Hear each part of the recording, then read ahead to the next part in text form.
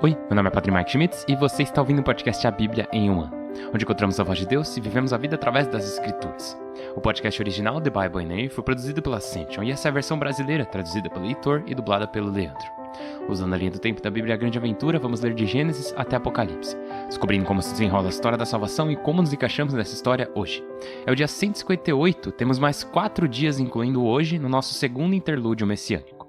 Hoje vamos ler os capítulos 9 e 10 do Evangelho de São Marcos e rezar o Salmo 29. A Bíblia que eu uso todos os dias é a Bíblia da Grande Aventura da Ascension, que é em inglês. Você pode acompanhar usando qualquer Bíblia que você preferir, porém recomendamos utilizar a Bíblia do Peregrino. Se você quiser saber quais vão ser os próximos capítulos ou marcar o quanto você já leu, você pode baixar o nosso plano de leitura de graça no link na descrição do vídeo. E eu te convido a se inscrever no canal e ativar o sininho. Outro convite que eu faço é você deixar um like, um comentário e compartilhar esse podcast com o máximo de pessoas que você conseguir. Porque, olha que incrível, já estamos no dia 158. Enfim, como eu disse, hoje vamos ler os capítulos 9 e 10 do Evangelho de Marcos e rezar o Salmo 29. O Evangelho de São Marcos, capítulo 9. E Jesus lhes acrescentou: Eu vos asseguro que estão aqui presentes alguns que não sofrerão a morte antes de ver chegar o reino de Deus com poder. A Transfiguração. 6 dias depois, Jesus tomou Pedro, Tiago e João e os levou a uma elevada montanha. Na presença deles, transfigurou-se.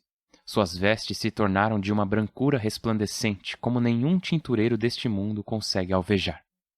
Apareceram-lhes Moisés e Elias, falando com Jesus. Pedro tomou a palavra e disse a Jesus: Mestre, como se está bem aqui? Vamos armar 3 tendas, uma para ti, uma para Moisés e uma para Elias. Não sabia o que dizia, pois estavam cheios de medo. Veio uma nuvem e lhes fez sombra, e da nuvem saiu uma voz: Este é meu filho querido, escutai-o. De repente, olharam ao redor e viram Jesus sozinho com eles. Enquanto desciam da montanha, recomendou-lhes que não contassem a ninguém o que haviam visto, a não ser quando esse homem ressuscitasse da morte. Eles observaram essa recomendação e discutiam o que significava ressuscitar da morte. E lhe perguntavam: Por que os letrados dizem que primeiro deve vir Elias? Respondeu-lhes: Elias virá primeiro e restaurará tudo. Mas por que está escrito que este homem há de padecer muito e ser desprezado? Pois eu vos digo que Elias já veio e o trataram arbitrariamente, como estava escrito a respeito dele. O menino epilético. Quando voltaram aonde estavam os discípulos, viram grande multidão e alguns letrados discutindo com eles. Quando a multidão o viu, ficaram estupefatos e correram para saudá-lo. Ele lhes perguntou: Sobre o que estáis discutindo?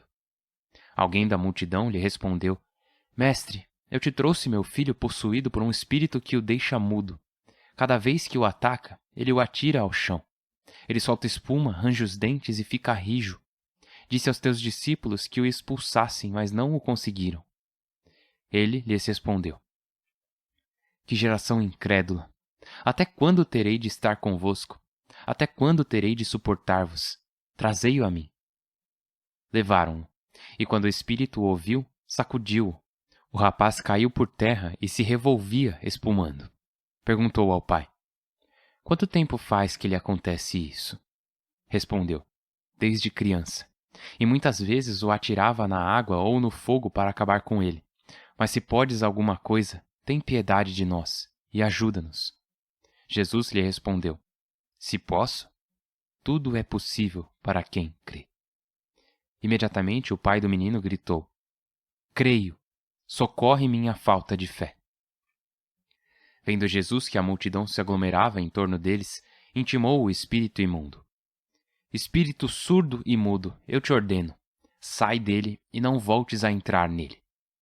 Dando um grito e sacudindo-o, saiu. O menino ficou como um cadáver, de modo que muitos diziam que estava morto. Porém Jesus, tomando-o pela mão, levantou-o, e o menino se pôs de pé.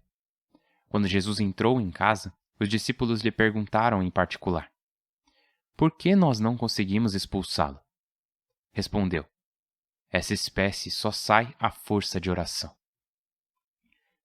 prediz de novo a morte e ressurreição. Daí foram percorrendo a Galiléia, e ele não queria que ninguém o soubesse. Aos discípulos explicava: Este homem vai ser entregue em mãos de homens, que o matarão. Depois de morrer, ao final de 3 dias, ressuscitará.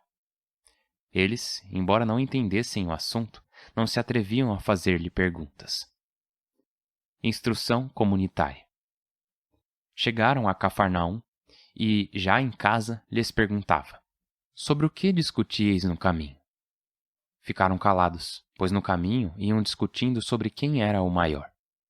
Ele sentou, chamou os 12 e lhes disse: Se alguém deseja ser o primeiro, seja o último e servidor de todos. Depois chamou uma criança, colocou-a no meio deles, acariciou-a e lhes disse: Quem acolher uma destas crianças em atenção a mim acolhe. Quem acolhe a mim, não é a mim que acolhe, mas sim àquele que me enviou.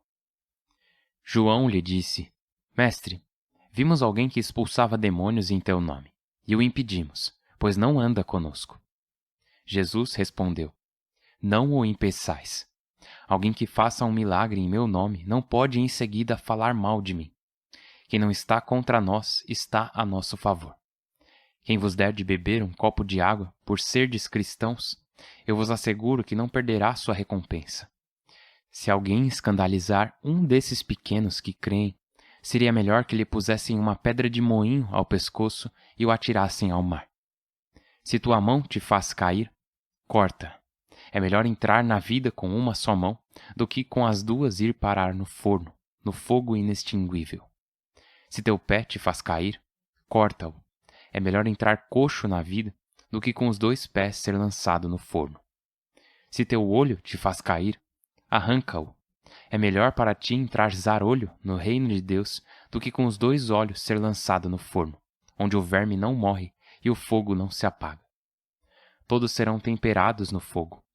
O sal é bom, mas se o sal se torna insosso, com que o temperarão? Tende sal e vivei em paz com outros. Capítulo 10. Sobre o divórcio.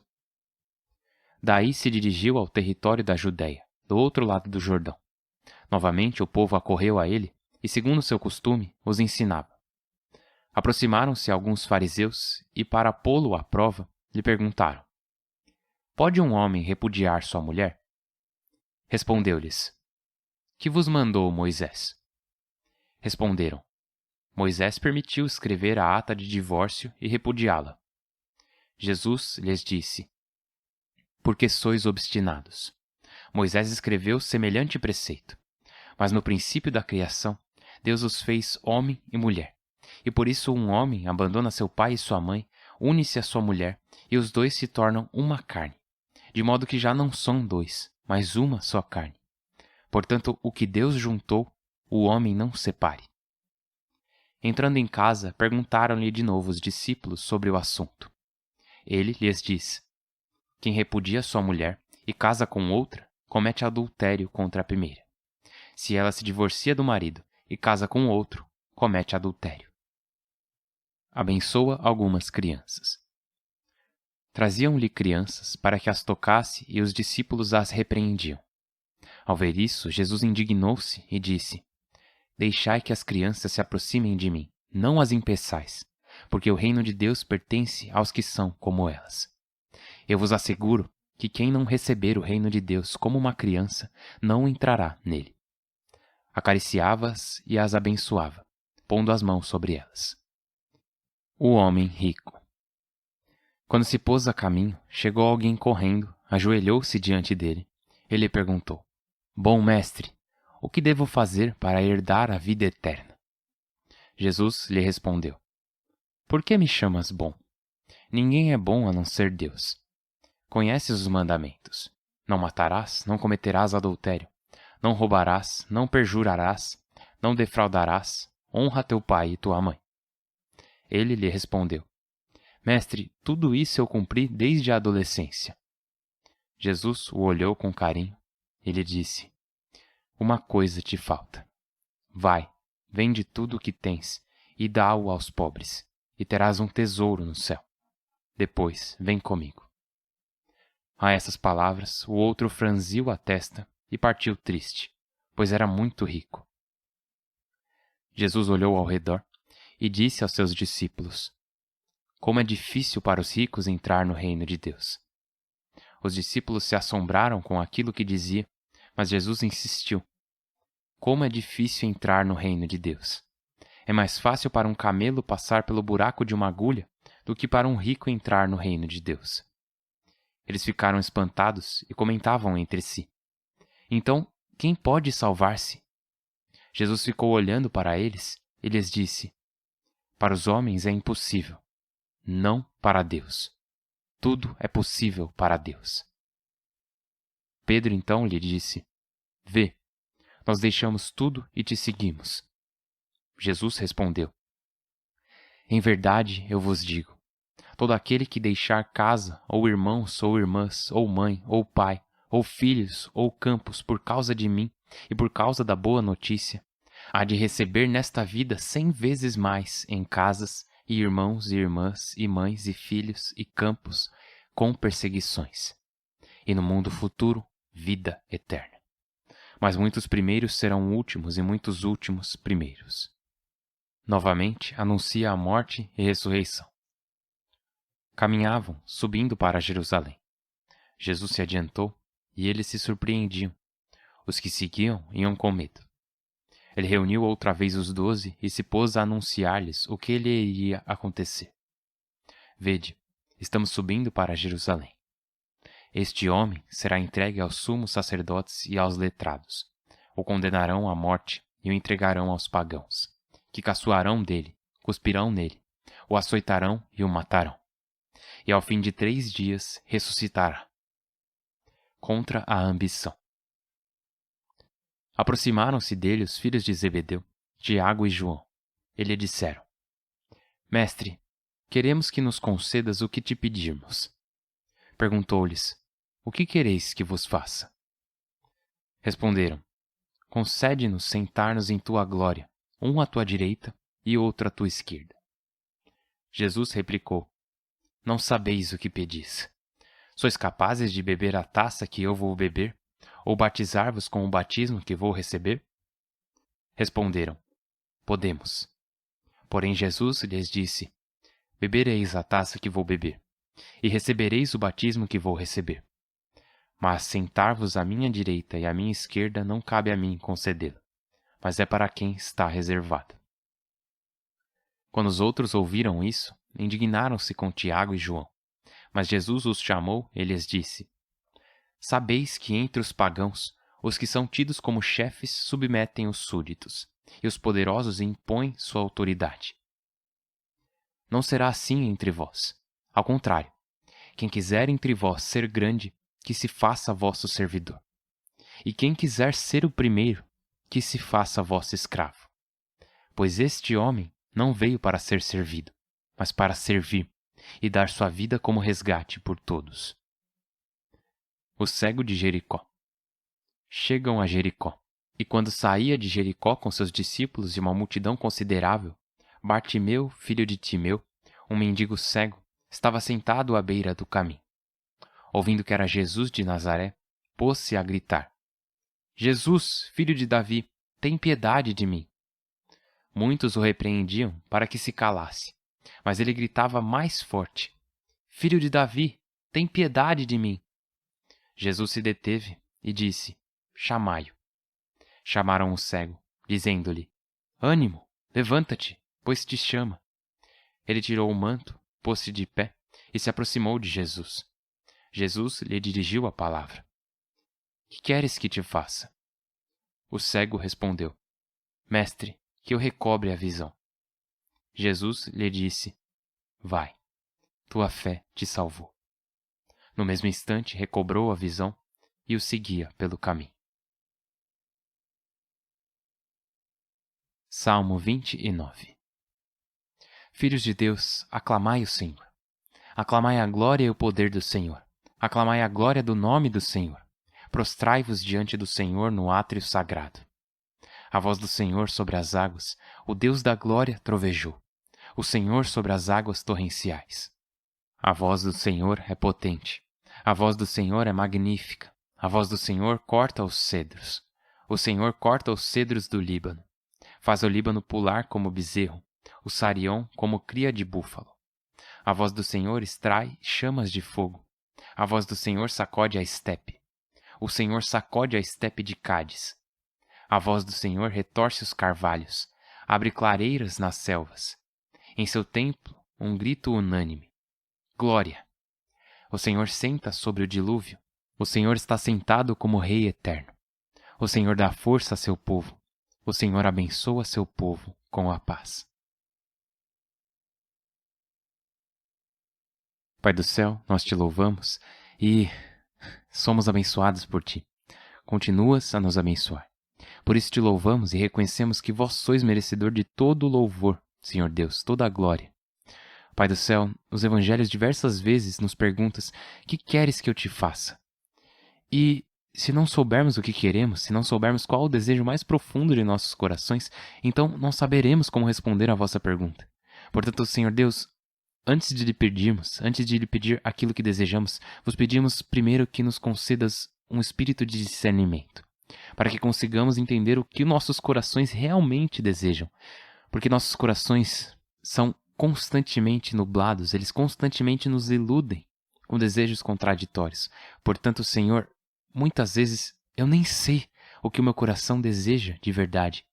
Então, por isso eu vos peço que antes de eu poder vos responder com certeza o que eu quero que faças por mim, eu preciso descobrir o que eu quero. Eu preciso que me concedas um coração puro para que eu não só possa enxergar bem os outros, mas que também possa ver com clareza a mim mesmo, ao meu próprio coração. Senhor Deus, eu desejo sempre ir a vós com clareza. Quero sempre me aproximar de vós com confiança e coragem.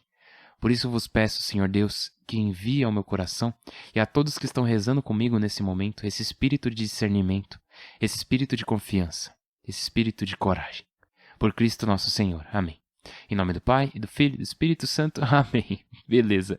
Ai, cara, vamos lá. Que incrível. Nossa, tem tanta coisa que eu quero falar sobre. Eu sei que eu falo isso em todo o evangelho, mas é porque é verdade, é tudo tão... Novamente, Marcos é tão dinâmico, né? É super dinâmico. A cada 7 versículos ele já está em outra história. Às vezes é na mesma história, ele já pega e fala: e Jesus foi e fez tal coisa aqui também. Enfim, uma das coisas que eu quero destacar é que no começo do capítulo 9 temos a transfiguração de Jesus. Agora, vamos falar mais dessa parte quando chegarmos ao Evangelho de São Mateus, porque São Mateus nos dá mais detalhes sobre o que eles conversaram nessa parte. Em Lucas também, né? E temos Moisés e Elias. E assim, Moisés representa a lei e Elias representa os profetas, ou seja, é basicamente a antiga aliança. E Jesus está lá conversando com eles, mas não como alguém igual a eles. Porque quando a voz de Deus fala sobre Jesus, fica bem claro que ele não é igual a Moisés e Elias. Ele transcende a eles, ele é maior que eles. Porque a voz que vem da nuvem, lembra? Da Shekinah, né? A nuvem gloriosa, ela fala: este é o meu filho querido, escutai-o. Isso é... Nossa, isso é um testemunho incrível. Porque, de novo, Jesus diz coisas sobre si mesmo que são bem sérias, que são bem... Por exemplo, ontem, quando terminamos o capítulo 8, vimos ele dizer: se alguém se envergonhar de mim e de minhas palavras diante dessa geração adúltera e pecadora, o Filho do Homem se envergonhará dele quando vier com a glória de seu Pai e acompanhado de seus santos anjos. Ao dizer isso, Jesus está dizendo: eu não sou só mais um professor. Eu não sou outro Moisés ou Elias, mesmo eles tendo sido pessoas excelentes. Ele é alguém sobre quem toda a vida humana será julgada. Toda a humanidade será julgada a partir de Jesus. E assim ele afirma coisas sobre si mesmo que são muito, muito importantes. E é importante nós termos isso em mente. Agora, um pouquinho depois, temos os discípulos discutindo qual deles seria o melhor. E isso é engraçado porque essa discussão vem logo em seguida, literalmente um versículo depois que Jesus diz: este homem vai ser entregue em mãos dos homens que o mataram. Depois de morrer, ao final de 3 dias, ressuscitará. No versículo seguinte, no versículo 33, né, Jesus pergunta para eles sobre o que discutíeis no caminho. E ficaram calados, pois no caminho iam discutindo sobre quem era o maior. E... ai, dá para imaginar Jesus pensando: vocês estão de brincadeira? Essas são as pessoas que eu investi meus últimos 3 anos de vida para mentorar, para que testemunhem de mim ao mundo? Mas ele não fala isso. Na verdade, ele usa essa oportunidade para ensiná-los. Se alguém deseja ser o primeiro, seja o último e servidor de todos. E então ele vai e fala sobre o pecado de escândalo, que é uma parte bem importante. Se alguém escandalizar um desses pequenos que creem, seria melhor que ele pusessem uma pedra de moinho no pescoço e o atirassem ao mar. Eu lembro que no seminário, uma das minhas aulas favoritas era de teologia moral. O Dr. Thompson, nosso professor, ele era incrível. Em uma dessas aulas, estávamos falando sobre a responsabilidade que os padres tinham. Não só de darem testemunho do Senhor com seus ensinamentos, ensinando coisas verdadeiras, né? Como também de dar testemunho com as suas próprias vidas. E ele disse, cavalheiros, ele disse, se alguns dos senhores estiver pensando em ensinar algo contrário a Jesus e à igreja, eu tenho 3 palavras para os senhores. Pedra de moinho. Ele também falou, cavalheiros, se os senhores não estiverem dispostos a serem o mais santo que conseguirem, com a graça de Deus e darem testemunho da santidade de Cristo com a própria santidade de vossas vidas, eu tenho 3 palavras para os senhores. Pedra de moinho. Esse foi o aviso que esse professor incrível deu para nós no seminário. Foi tão forte e claro que eu não esqueci até hoje. Sobre essa responsabilidade que professores carregam, e no meu caso, como padre, né? Essa responsabilidade de não só ensinarmos a verdade, mas também de fazer o melhor possível em nossa fragilidade para viver a verdade, com a graça de Deus.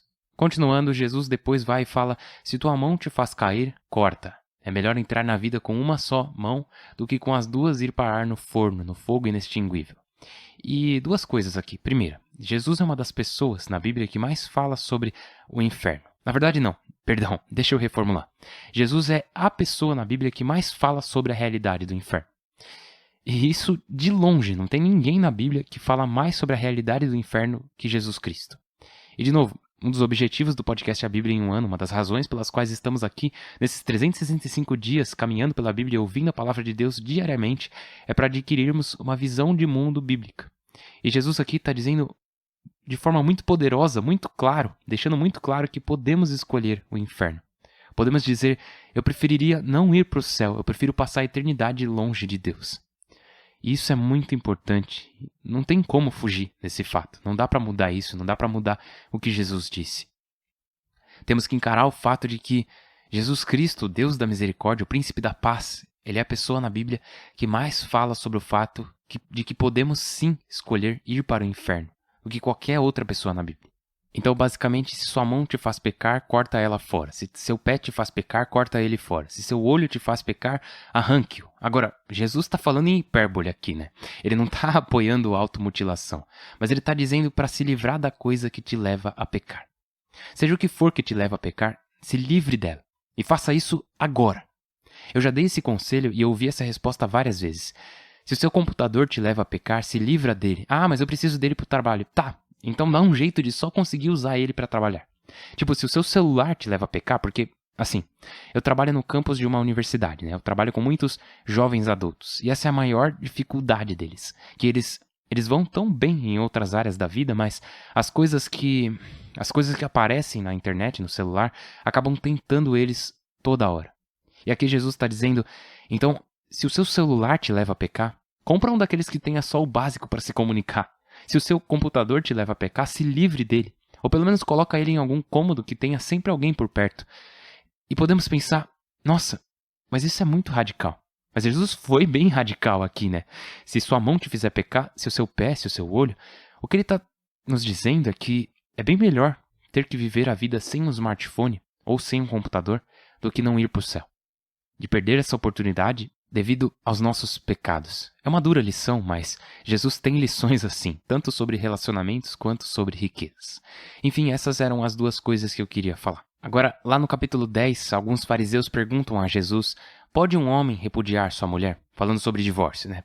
E assim, essa pergunta vem meio que do nada no Evangelho de Marcos e no de Mateus também. Eles não dão muito um contexto do que Jesus estava falando antes. E você fica meio, ué, por que eles estão perguntando isso para ele? Porque Moisés já respondeu isso lá no Velho Testamento. Ele tinha dado permissão ao divórcio. Então por que estão perguntando isso do nada?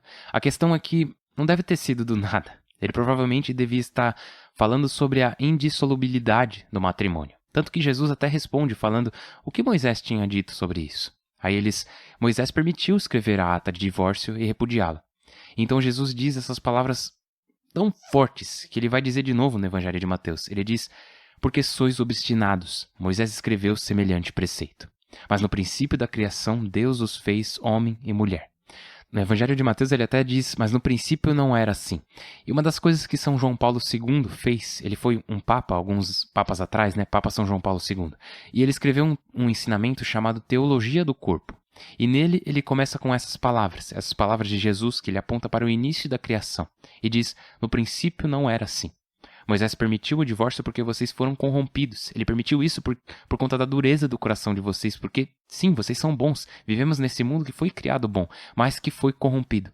Então ele diz, por vosso caráter inflexível, Moisés vos permitiu repudiar vossas mulheres. Mas no princípio não era assim. E o que Papa São João Paulo II faz na teologia do corpo é se questionar, então, como era no princípio? Como era o relacionamento humano antes da queda? E vemos que os relacionamentos eram muito diferentes. E Jesus veio para restaurar isso, para consertar as coisas. Então, para nós cristãos, Jesus deixa bem claro que não tem essa de divórcio e casar de novo. Inclusive, ele nem abre exceção. Ele diz, quem repudia sua mulher e casa com outra, comete adultério contra a primeira. Se ela se divorcia do marido e casa com outro, comete adultério. E, de novo, outra lição dura que ele nos passa. E no próximo ensinamento vai ficar bem claro o porquê dele ter esse poder de nos passar essas lições. Porque depois vemos o homem rico, né, que vai até Jesus perguntando, bom mestre, o que devo fazer para herdar a vida eterna? E Jesus responde de uma forma confusa para nós. Ele diz, por que me chamas bom? Ninguém é bom a não ser Deus. Agora, ele não está dizendo, olha cara, eu não sou Deus, eu não sou ele, só ele é bom. Não, ele está convidando o homem a refletir melhor sobre o que ele está falando. Por que me chamas bom? Ninguém é bom a não ser Deus. Entendeu? Você me chamou de bom porque eu sou Deus. Lembra, Jesus está desde o capítulo 2 demonstrando que ele realmente é o Senhor dos céus e da terra, que ele realmente é Deus. Então ele convida esse homem a refletir melhor sobre a identidade mais profunda dele. Porque logo em seguida ele vai propor a ele, uma coisa te falta. Vai, vende tudo que tens e dá-o aos pobres, e terás um tesouro no céu.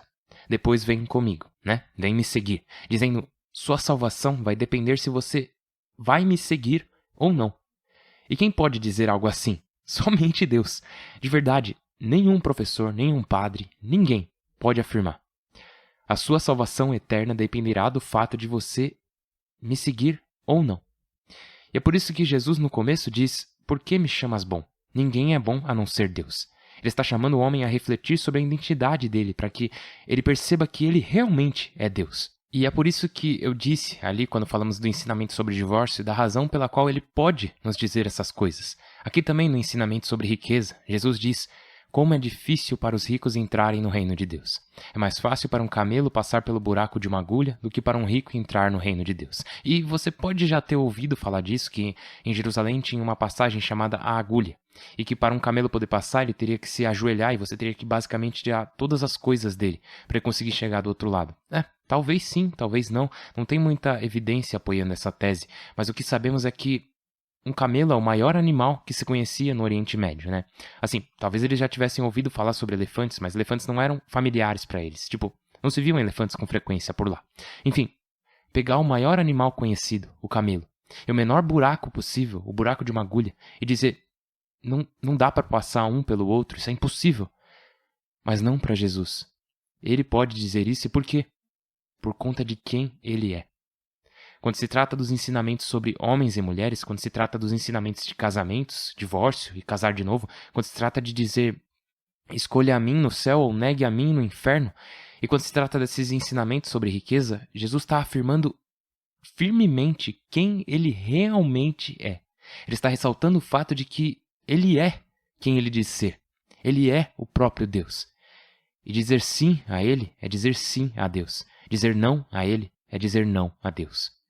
Nossa, cara, esses ensinamentos nos trazem tanta coisa, e eu sei que alguns deles, talvez todos eles, sejam difíceis, desafiadores para nós, porque eu sei que todo mundo que está ouvindo aqui, todos têm uma história, cada um aqui passou por coisas diferentes na vida, talvez por pobreza, necessidade, ou talvez você ganhe muito bem, tenha bastante dinheiro e está se perguntando, Deus, o que você quer que eu faça? Talvez você tenha um casamento feliz, ou talvez tenha passado por um divórcio, talvez até de divórcio seguido de outro casamento, e você está pensando, Senhor, e agora? Como eu alinho minha vida da forma que você deseja para mim? Porque Todos esses ensinamentos são desafiadores para nós e às vezes podemos ficar sobrecarregados. Porém, lembra disso. Deus nunca vai nos chamar a fazer nada que Ele já não nos tenha concedido a graça e a força para conseguirmos. E se você está se sentindo acusado, se você está se sentindo intimidado nesse momento, ou até mesmo sem esperança, tipo, eu não consigo, já era, não vou nem tentar, dia 158 foi até onde eu cheguei, não vou nem ver o 159 porque já era, não tenho o que fazer. Saiba que isso não é verdade. O Senhor te trouxe até aqui porque Ele quer te dizer alguma coisa, não para te desencorajar, mas para te trazer esperança de que Ele está contigo, Ele está te chamando. Então, independente do que você tenha mais dificuldade, independente desses ensinamentos te inspirarem ou te assustarem, te deixarem com raiva ou chateado, esses ensinamentos são os ensinamentos que Deus quer que você ouça. Ele está te chamando a um lugar mais alto. Qualquer que seja seu passado, sua história, de novo, por favor, lembra, tenha em mente que você não está desqualificado. Você não está desqualificado do amor de Deus. Porém, você e eu estamos sendo chamados a um lugar mais alto. Somos chamados a nos arrependermos e retornarmos ao Senhor. E perguntar a Ele, tá bom, Senhor, o que eu preciso cortar da minha vida? Do que eu preciso me arrepender? O que fazer de agora em diante? Porque Ele não desistiu de você. Prestem muita atenção nisso, meus irmãos e minhas irmãs. Deus não desistiu de você. Então, nesse momento, por favor, não desista dele. Eu estou rezando por você, por favor, rezem uns pelos outros e, por favor, rezem por mim. Meu nome é Padre Mike e eu mal posso esperar para te ver amanhã. Deus abençoe.